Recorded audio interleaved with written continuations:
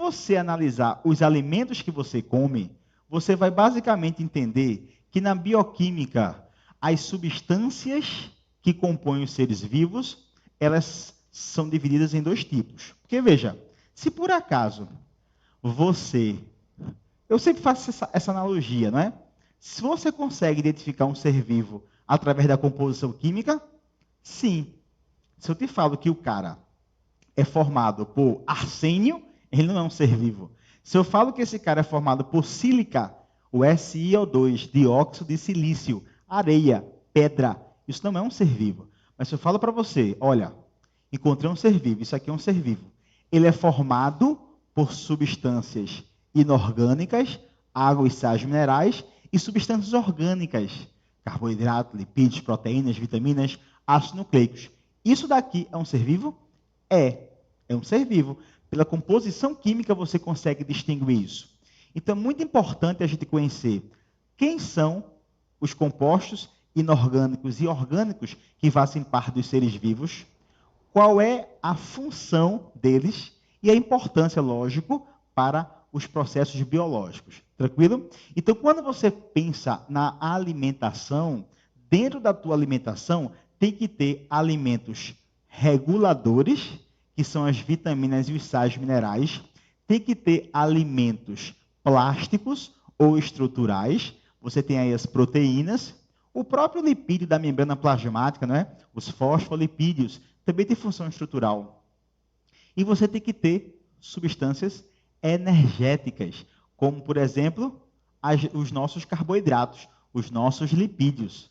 E, por fim, existem substâncias que carregam consigo informações genéticas indispensáveis para a perpetuação da espécie, para a transmissão das características hereditárias. Então, se você observa um simples pratinho desse, aqui você vai encontrar dois tipos de substâncias. As substâncias inorgânicas são aquelas que não são produzidas pelos seres vivos, não são sintetizadas, não são biossintetizadas. E as substâncias orgânicas, que são aquelas que os seres vivos produzem. Agora, é muito comum você ler perguntando assim, qual a substância mais abundante nos seres vivos? Aí tu já lembra que é a água, tá? Então, a água, ela tem mais do que todas as outras substâncias. Agora, se falar em animal, quem é que tem mais proteína? É animal, tá? Nas células animais, você vai encontrar uma grande quantidade de proteínas quando a gente fala de substâncias orgânicas. Então, dentre as substâncias orgânicas, qual é aquela encontrada em maior quantidade nos animais? As proteínas. E nos vegetais, Reginaldo? Carboidratos, tá? Nos vegetais. Você deve estar se perguntando assim, ó, por que nos vegetais eu encontro mais carboidratos do que proteína? Lembre da parede celular dos vegetais. Os vegetais apresentam celulose, pectina e hemicelulose. São polissacarídeos que são encontrados na parede celular das células. Ou seja, a plantinha é extremamente rica em carboidratos, chegando então a fazer esse composto ser o número 1 das células dos organismos vegetais. Tranquilo? Lembrando que os ácidos nucleicos compreendem o DNA e o RNA, que nós iremos estudar depois.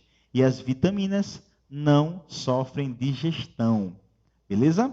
Bem, vamos passar agora a resolver os exercícios que são importantes para você desenvolver algumas habilidades simples, tá? Então, está aí na tela para você a nossa primeira questão, olha só. A água tem uma importância fundamental na vida dos seres vivos. Cerca de 70% da massa de nosso corpo é constituída por água. Essa substância participa de inúmeras reações químicas nos seres vivos, onde as células produzem substâncias necessárias à vida. O consumo diário de água é imprescindível para o funcionamento adequado do corpo. Então ele fala assim, ó, com relação à água e sua importância, podemos afirmar que são chamados compostos hidrofóbicos, aqueles capazes de ser dissolvidos em água. Falso. A gente sabe que a molécula de água, ela é um dipolo elétrico. Ela tem cargas negativas e cargas positivas. Eu vou mostrar isso para você aqui na aula teórica. Então, isso aqui é uma molécula polar. Se ela é polar, quem dissolve na água tem que ser hidrofílico. Hidrofílico. E ele falou que era hidrofóbico. Ó. Falso. B. À medida que avançamos em idade, a porcentagem de água em nosso corpo aumenta. Pessoal, o metabolismo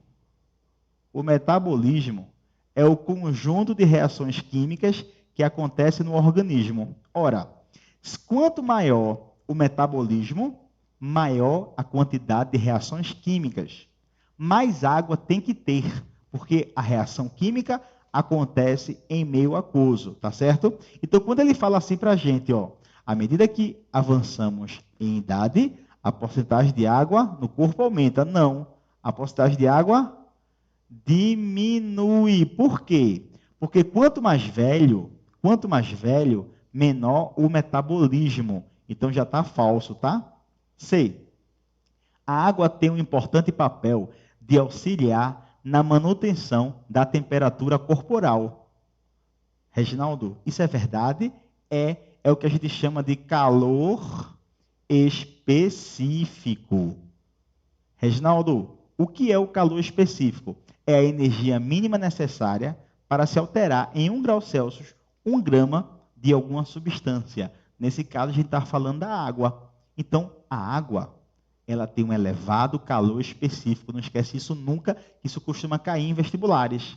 Se você dá muita energia, você consegue aumentar a temperatura dela. Se você tirar muita energia, você consegue diminuir a temperatura dela, podendo até chegar no ponto de congelamento, tá? Agora, quando ele fala assim para a gente, a água tem importante papel de auxiliar na manutenção da temperatura do corpo. Isso é verdadeiro. E aí você vai entender depois, na aula teórica, e já está entendendo agora, que o calor específico é importante para a termorregulação. A gente pode ir para um lugar muito frio ou um lugar muito quente, e a água vai ajudar ou permitir que a gente ocupe esses ambientes.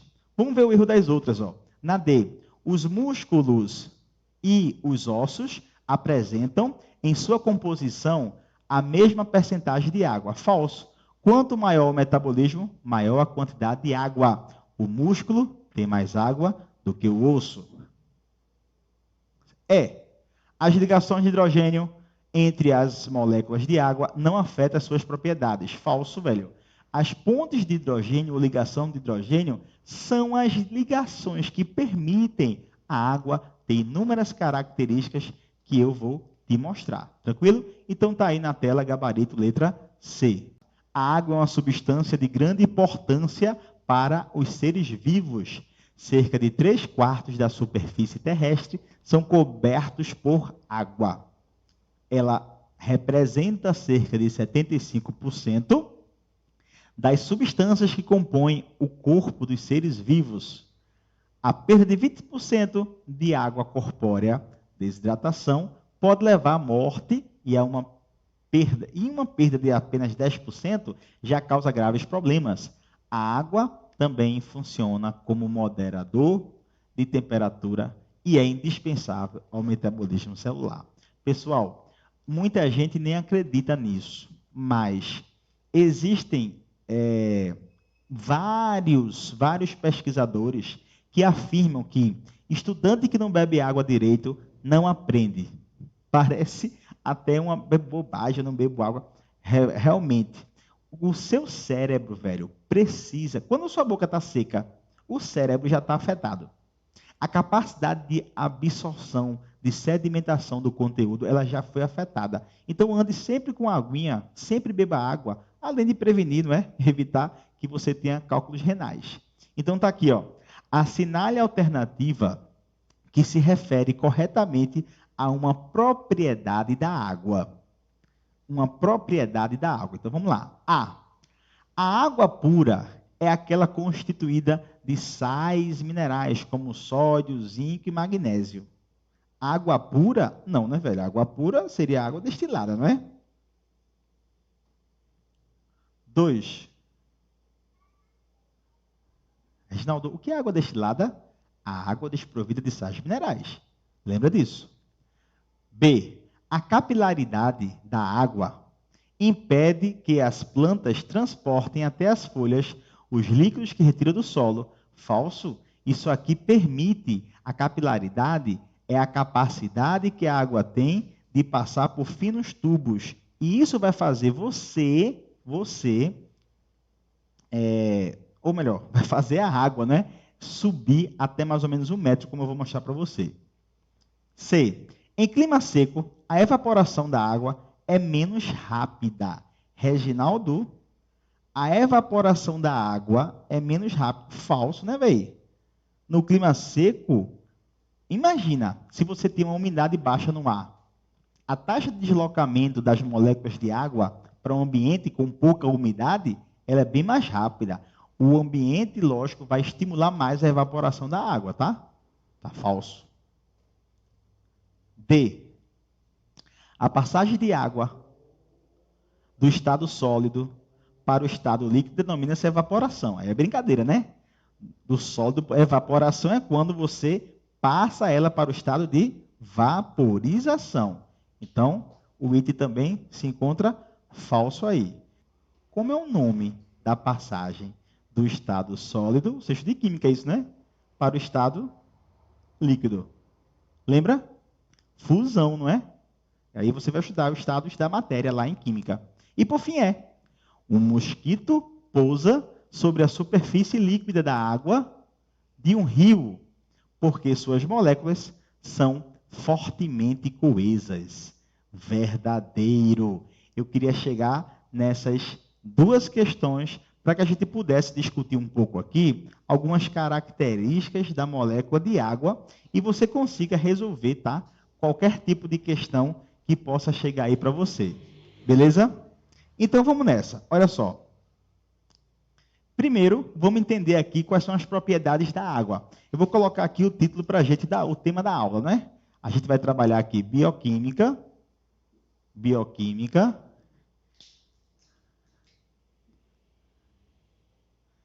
Dessas 10 questões, eu vou sempre deixar algumas para você fazer, tá certo? Porque são questões que são escolhidas com nível baixo a médio. É o nível da questão.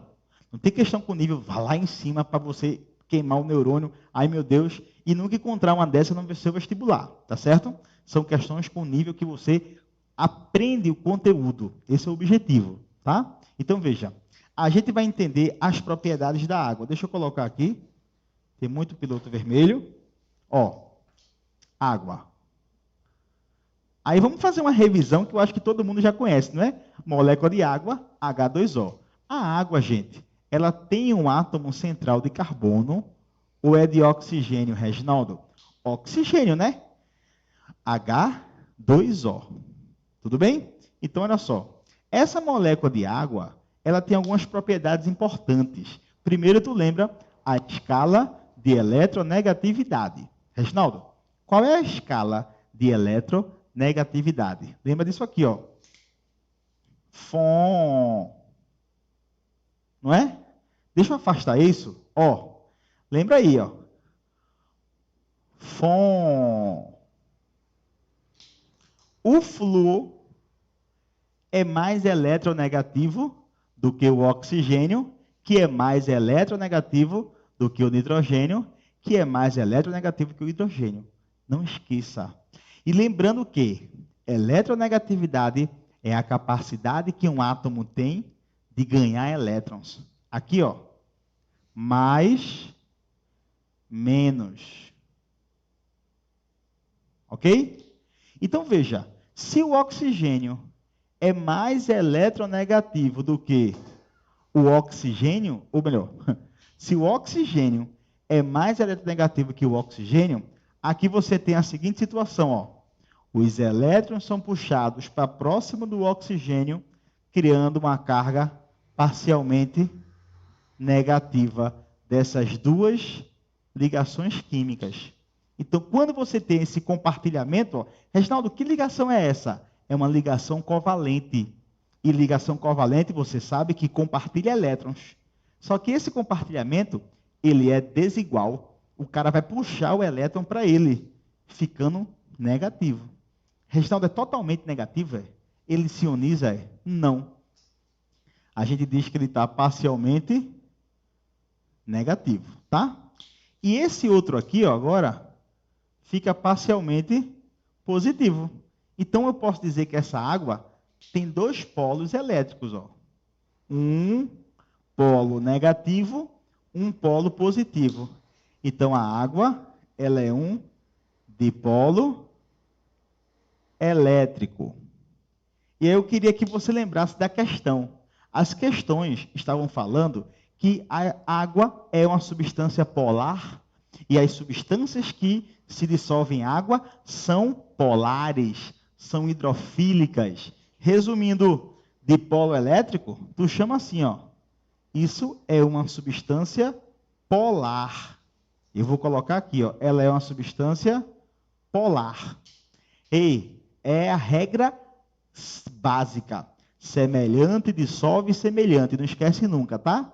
Semelhante, dissolve, semelhante. Ou seja, qualquer substância que tenha essa propriedade, ou seja, que tenha cargas elétricas, ela é solúvel em água.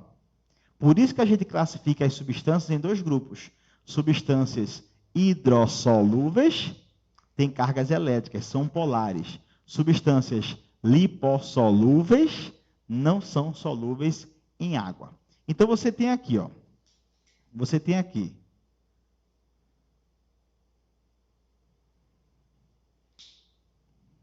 Vou dar um exemplo aqui, ó. Ácidos graxos. Ácidos graxos. Vitaminas. K, A, D e E. Alguns aminoácidos. Vou botar também aqui, ó. Alguns AA. AA de aminoácidos. São insolúveis em água. Ou seja, essas substâncias aqui, ó, são substâncias apolares, tá? Então, eu vou botar aqui, são substâncias apolares. Quem são as substâncias apolares? São aquelas que não têm cargas elétricas. Não são solúveis em água. São apolares ou hidrofóbicas, que foi o que a questão falou lá no item para a gente. Agora, existem substâncias polares. Quem são as substâncias polares? São aquelas que dissolvem água. E as substâncias polares também são chamadas de hidrofílicas. Aí aqui você tem, ó, o glicerol, que forma os lipídios, é um álcool solúvel, tá? Aquela cabecinha do fosfolipídio, que a gente vai estudar lá em lipídios, e também em membrana plasmática. Tem glicerol lá, tem radical fosfato, tá certo? Eles são solúveis em água. Então, vamos colocar aqui, quem é solúvel em água? Carboidratos. Os carboidratos são solúveis em água. Reginaldo, tem exceção? Tem. Tem polímeros, a celulose, por exemplo.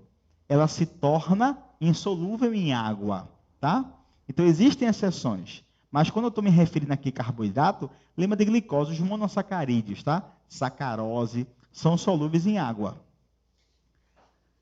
Vitaminas do complexo B e a vitamina C, tá? Vitaminas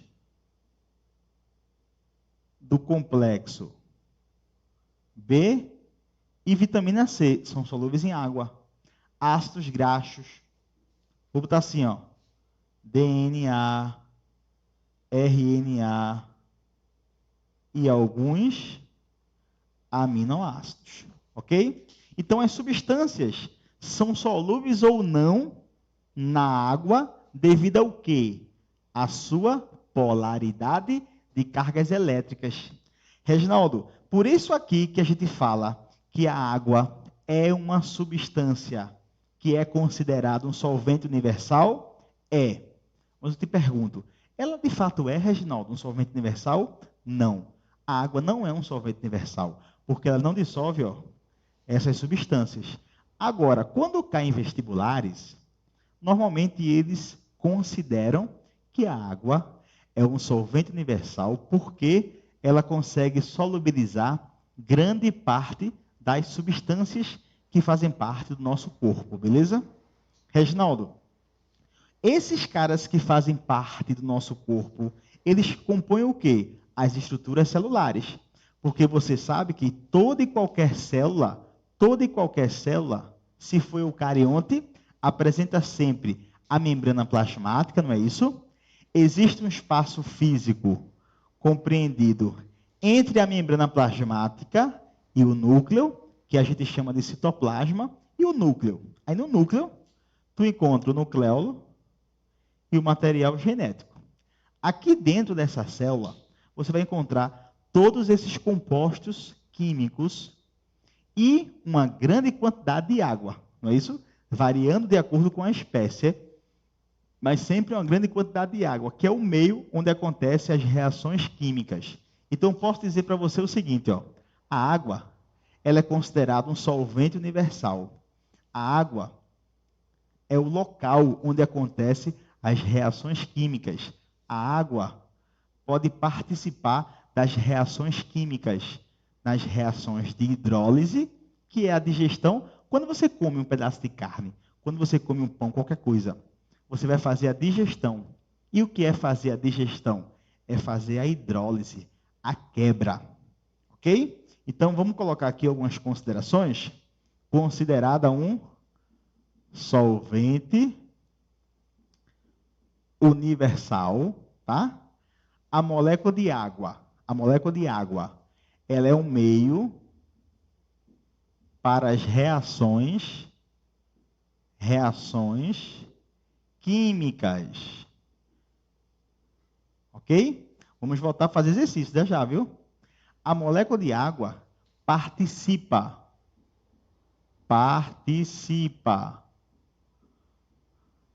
das reações. Aí eu vou botar assim, 2 tipos de reações. Vamos saber. Hidrólise e síntese por desidratação. Tem questão que pergunta se ela participa como reagente ou se participa como produto. Então vamos colocar aqui. Se for uma hidrólise, a água funciona como um reagente. Ela é um reagente da reação. Reagente. Ela entra na reação química. Se for uma síntese por desidratação, ela aparece como um produto da reação química. Ela aparece no final do processo. Quando eu for falar aqui de ligações peptídicas, aí eu vou fazer uma reação da ligação peptídica e te mostrar quebrando uma ligação peptídica lá das proteínas e também sintetizando a mesma ligação. Então, é exatamente isso. Se eu quebro, hidrólise, funciona como reagente. Se eu produzo, se eu faço uma síntese por desidratação, funciona como um produto. Tranquilo? Reginaldo, o que ele mais costuma perguntar? Você acabou de ver pontes de hidrogênio.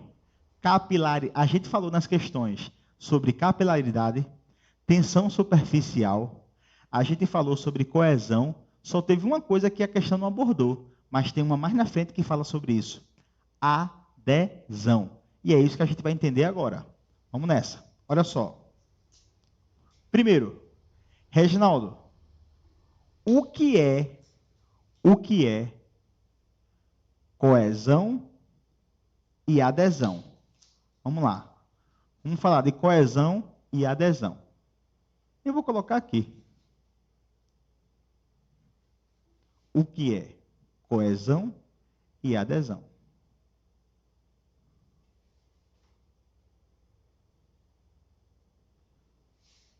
Coesão e adesão. Coesão e adesão. Vamos botar aqui, ó. Coesão e adesão.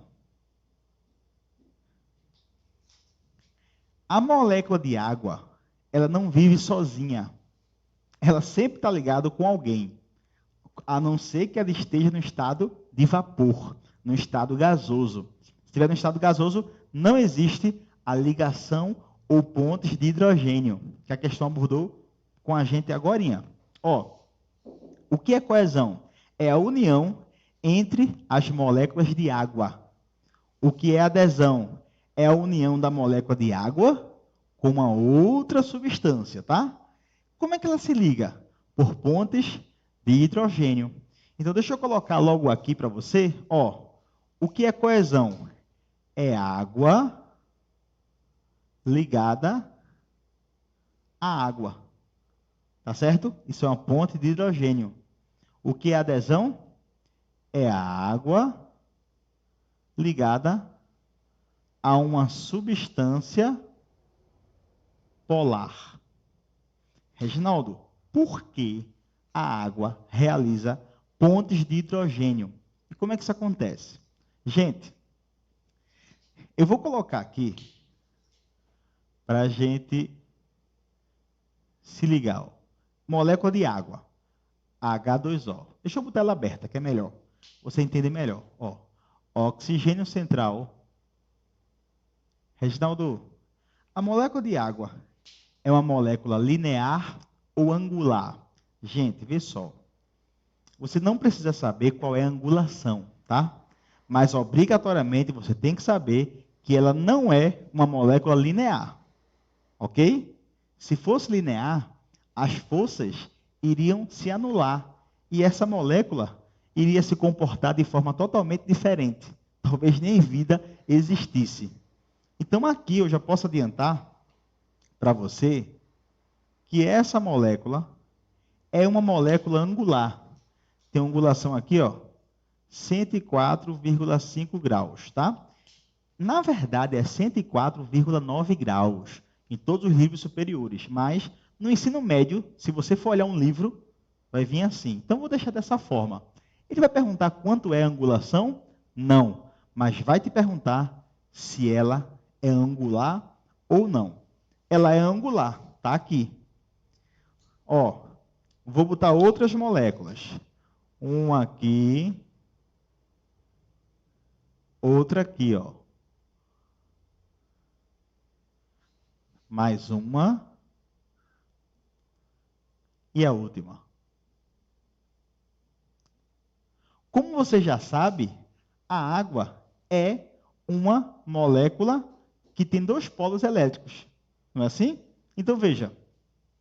Se aqui é um polo negativo, negativo, aqui é positivo e aqui é positivo, você sabe que as outras moléculas também têm cargas elétricas. Então, eu vou botar aqui, ó, carga negativa, negativa, positiva, positiva.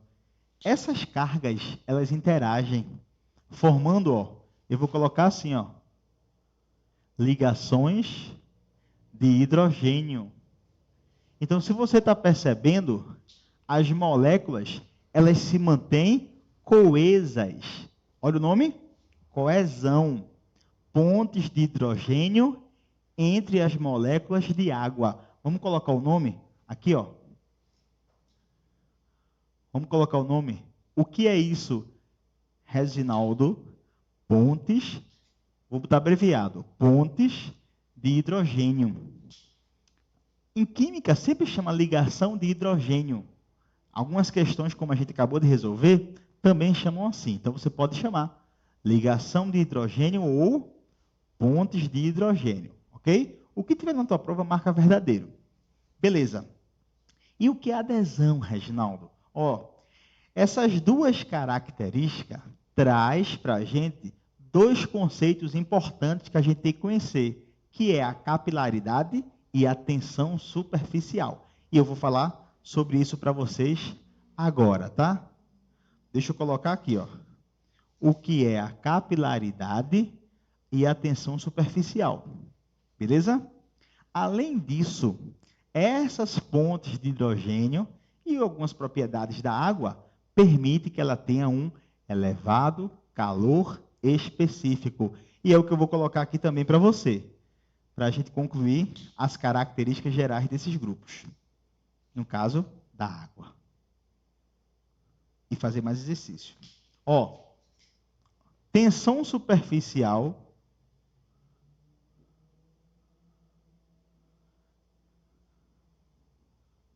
capilaridade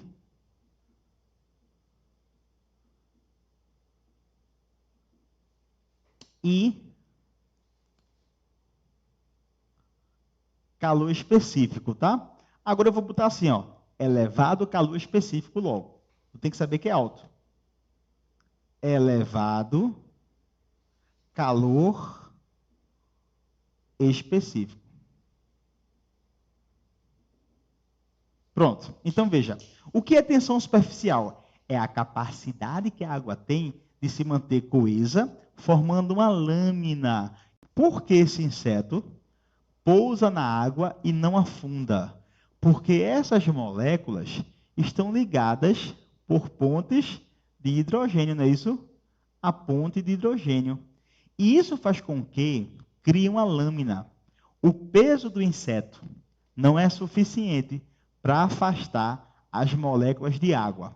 E aí é importante você lembrar que as moléculas, essa ligação de hidrogênio que une essas moléculas de água é uma ligação forte.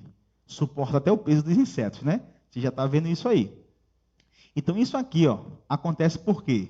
Por causa da tensão superficial, ok?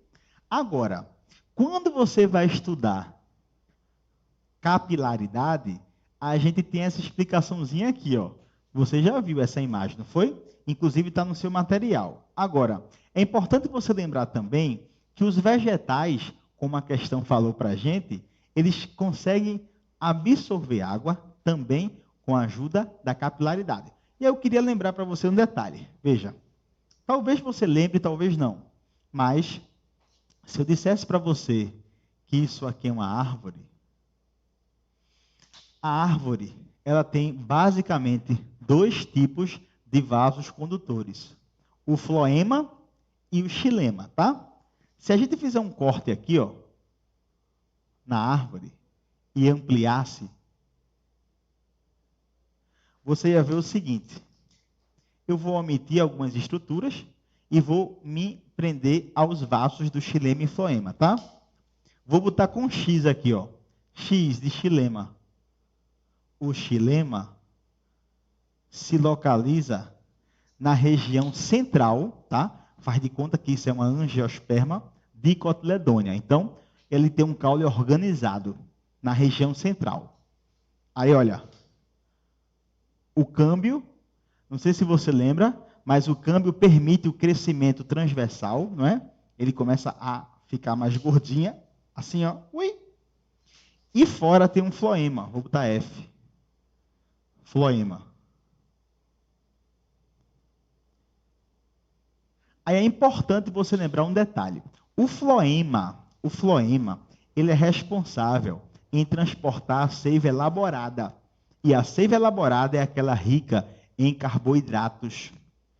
É aquela que vai pegar o carboidrato das folhas e levar, distribuir para todas as partes do corpo da planta. Ou seja, o transporte feito pelo floema, que é o mais periférico, é um transporte a favor da gravidade. Então, o transporte é tranquilo. Qual é o problema?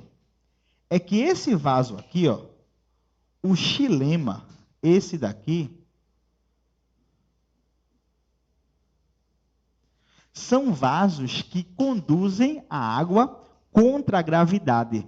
O xilema, bem rapidamente, leva a seiva bruta no sentido ascendente. Ele vai subindo com a água. E só para você ter uma ideia, as plantinhas que têm até um metro, de altura. Não precisam transpirar para absorver água, não precisa de outro recurso. A água sobe sozinha. Por que a água sobe sozinha? Porque a água, tá? Lembra que essa é seiva bruta. A água tem o que nós chamamos de capilaridade. Então admita que essa parede aqui, ó, é a parede dos vasos do xilema, tá? Faça de conta que isso aqui é o xilema. Olha como a água se liga, ó. Eu vou mudar a cor, vou botar azul. Ó, ela se liga à parede do vidro, nesse caso, se fosse o xilema, a parede do xilema. Nome, Reginaldo, dessa ligação, ponte de hidrogênio, tá? Agora, lembre que isso aqui é o que você chama de adesão. Então, o que é adesão? É quando a molécula de água, que você está observando aqui, se liga a uma outra substância que não seja água. Mas observe também que as moléculas de água se ligam entre elas. Ó. Olha aqui, ó. Tá vendo? Isso também é ponte de hidrogênio. Então, essa ligação entre as moléculas de água é o que você chama de coesão. A soma da coesão mais a adesão permite você admitir que exista a capilaridade. E a capilaridade possibilita a água passar por finos tubos, subir o xilema até 1 metro. Então, favorece, tá? Uma série de funções importantes que a água desempenha para os seres vivos, ok? E, por fim, para a gente concluir aí essas características, essa ideia também é importante. A água, ela funciona como solvatação, tá? Ela promove a solvatação. Reginaldo, o que é água de solvatação? É a água atraída por cargas elétricas. Então, essa moléculazinha de água está envolvida por sais minerais, envolvida por sódio, potássio, como tem aqui. Então, se eu tivesse aqui, por exemplo, ó, sei lá, vou botar aqui um sódio com cargas. Aí, ó, a água vai ficar envolvendo essa molécula. Lembrando que ela se liga, como o sódio é negativo, né? Com as cargas negativas, tá? Faltou o O aqui. Com as cargas negativas. Então, essa camada de água que está ao redor aqui desse íon, por exemplo, é o que a gente chama de água de solvatação.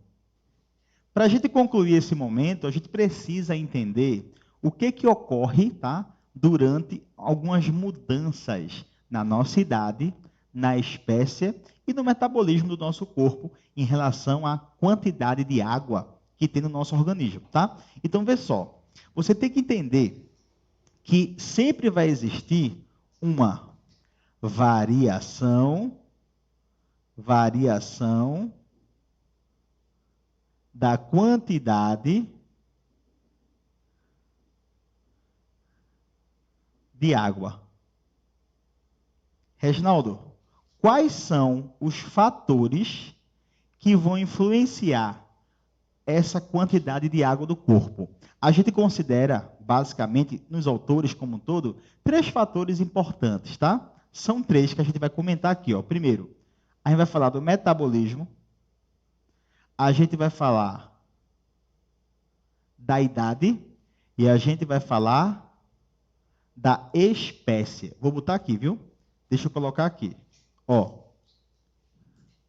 metabolismo,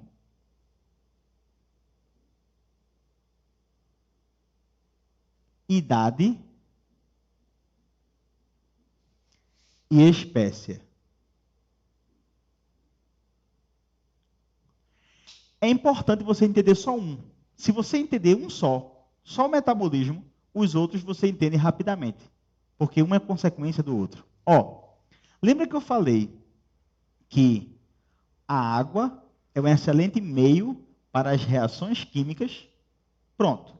Então, se ele é um excelente meio para a reação química, e você sabe que o metabolismo é o conjunto de reações químicas que acontece no nosso organismo, aí você tem que pensar assim, ó, quanto maior a quantidade de reações químicas, maior é a quantidade de água, ok? Então, quanto maior o metabolismo, maior a quantidade de água. E aí é fácil você pensar. Vamos pensar. No meu corpo, qual é a parte que tem o maior metabolismo? Meu sistema nervoso, seguido dos meus músculos. Então, se eu fosse falar assim, ó, quem tem mais água no meu corpo? O cérebro.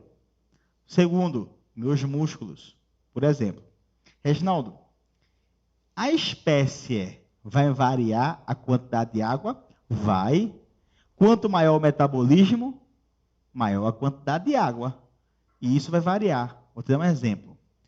Existem sementes de plantas xerófitas que vivem num ambiente muito seco, que a quantidade de água nessas sementes chega a 4% de água só. 4 a 7% de água. Reginaldo, é muito pouco. É. Quando ela germina aqui, o metabolismo dela começa a aumentar, aí ela aumenta a quantidade de água também. Reginaldo, eu lembro que existe uma água viva, não é? É um quinidário, é um animal de Blasco. Não sei se você lembra, um animal de Blasco, água viva. A água viva tem 98% de água. Nós, 70%. E a idade? A idade também é devido ao metabolismo. Pensa comigo. Você, durante o desenvolvimento embrionário, seu metabolismo está lá em cima.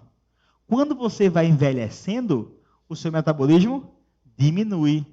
Por isso que a gente precisa saber que quanto maior a idade, menor a quantidade de água. Ou seja, o embrião tem mais água. Pessoal, só um adendo aqui. Considerando o mesmo volume, né, velho? Se eu pegar 1 cm³ do tecido do embrião, da criança, do adulto e do velhinho. Quem tem mais água? O embrião. Quem tem menos água? O idoso. Tranquilo? Então é importante você saber aí essas variações. Tem uma coisa muito importante que eu queria conversar com vocês, tá? Vê só.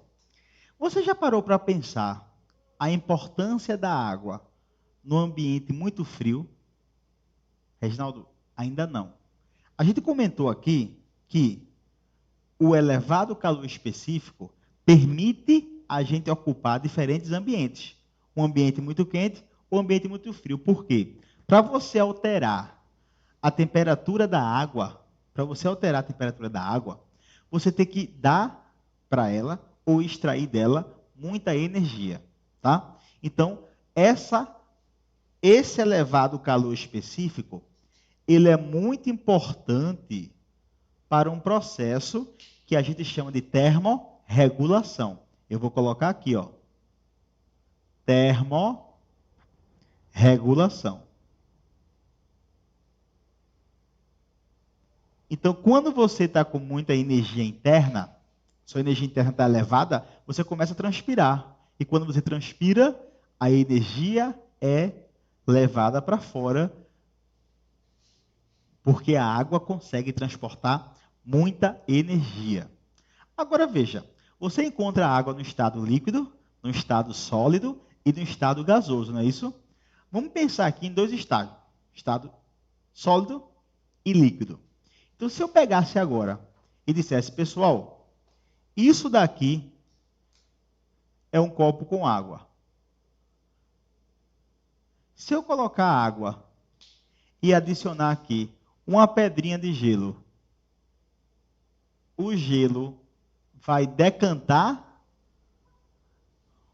ou ele fica boiando? Ah, Reginaldo, ele fica boiando porque a densidade do gelo é menor do que a densidade da água na forma líquida. Perfeito. E qual é a importância disso? Se cair no vestibular uma questão perguntando qual a importância da densidade do gelo ser menor do que a da água, aí você tem que lembrar dos polos, não é? Das grandes latitudes, dos locais onde a temperatura é muito fria. Lembra, por exemplo, que no Rio, se eu dissesse, aqui é um rio, na Antártida, aqui é o solo. Aqui no meio é água. O ar que passa aqui, pessoal, o ar é muito frio. E quando ele passa por aqui, ele retira a energia da água. E o que acontece com a água que está na superfície? Ela fica sólida, se solidifica, solidificação. E tem um detalhe: quando ela solidifica, gelo, ela não precipita, ela agora vira uma camada que funciona como um isolante térmico. É o que, Reginaldo? Gelo isolante térmico? Sim, o gelo é um isolante térmico nos locais que são muito frios. Se o gelo, por exemplo, não boiasse, não existiria vida nos rios e nos mares, dos ambientes muito frios. Tudo isso ia ser congelado, porque o gelo ia precipitar. Imagina, esse gelo precipita, aí uma camada de gelo, precipitou, outra camada. No final, ó, o mar, o rio, que seja, tudo ia virar gelo. Tudo ia virar gelo. Então, lembra dessa importância, tá? Essa alteração da densidade do gelo, no caso da água, quando está sólida, favorece a vida nos locais onde o ambiente é extremamente frio. Tranquilo? Então está aí para você. Vamos resolver aqui a questão número 13, tá? Questão número 13. Bem simples também, como eu falei para vocês. É importante a gente crescer com micro-resultados. Entender o que é importante do assunto para que você fixe. E quanto mais exercícios, por mais simples que seja você fazer, você fixa mais o assunto. Quanto mais simples, maior a quantidade de fixação, de segmentação do assunto. Por quê? Porque ele não faz uma, vamos dizer assim, uma abordagem onde você se perde no pensamento. Aí é direto. Então veja, olha aí na tela. As moléculas de água permanecem unidas entre si por uma propriedade chamada de EPA. Moléculas de água unidas entre si tem que ser o quê? Coesão. O que é adesão, Reginaldo? União entre água e uma substância polar. Se você, por exemplo, jogar água no para-brisa de um carro, a água ela vai ficar grudadinha, né? Umas gotinhas d'água, e ela fica lá. Por quê? Porque ela está aderida, adesão. Se você passar alguma coisa polar, alguma coisa apolar, como por exemplo uma cera num para-brisa, se você jogar água, toda a água cai. Ela não se fixa, porque a adesão tem que ser água e uma substância polar para reagir com ela. Capilaridade nós vimos, é a capacidade que a água tem de passar por finos tubos, e isso permite, por exemplo, a plantinha absorver água, não é isso? Até mais ou menos 1 metro de comprimento, nos vasos do xilema. Tensão superficial é a consequência de quem? Desse de cima, ó, da coesão, que permite que insetos possam boiar nas superfícies da água. A água, substância essencial para todos os seres vivos. Aí ele pergunta: apresenta-se em quantidade invariável de espécie para espécie? Falso. Você viu que ela é variável de uma espécie para outra. Tende a aumentar seu percentual nos tecidos humanos ao passar da idade? Falso. Tende a diminuir. Por quê? Porque a água, a quantidade de água é inversamente proporcional à idade. Não é isso? Quanto maior o metabolismo, maior a quantidade de água. Quanto menor o metabolismo, menor a quantidade de água. Não esquece isso. C. Em geral, é mais abundante em células com elevado metabolismo. Verdadeiro. Quanto maior o metabolismo, maior a quantidade de água. E, por fim, é considerada como um solvente universal por ser uma substância polar. A polar, tá louca, é? Ela é polar. Ela é um dipolo elétrico. Olha só. No corpo humano, a água exerce várias atividades fundamentais que garantem o equilíbrio e o funcionamento adequado do organismo como um todo. Considerando que um ser humano adulto tem entre 40% e 60% de massa corpórea constituída por água, é correto afirmar, isso aqui não está muito certinho não, tá? Mas é da questão, paciência. É correto afirmar que a maior parte dessa água se encontra. Ora, onde é que se encontra a maior parte da água do nosso corpo? Reginaldo, como assim? Onde é que eu encontro? Veja, o que é, primeiro, meio intracelular, o que é isso? Dentro das células, pô. Ora, se você tem trilhões de células e dentro das células tem uma grande quantidade de água, a maior parte da água do seu corpo vai estar dentro das células, não é isso? Mas vamos ver aqui. Continuando. Pode ser esse, viu? Deixa a bolinha. Na linfa, falso. O sistema linfático tem água? Tem. Mas tem muito mais dentro das células. Nas secreções glandulares, piorou. Aqui está totalmente errado. No plasma sanguíneo, que é a parte líquida do sangue, tem muita água? Tem. Porém, você tem um grande volume de água dentro das suas células. Então, saiba isso, tá? Letra A é o gabarito.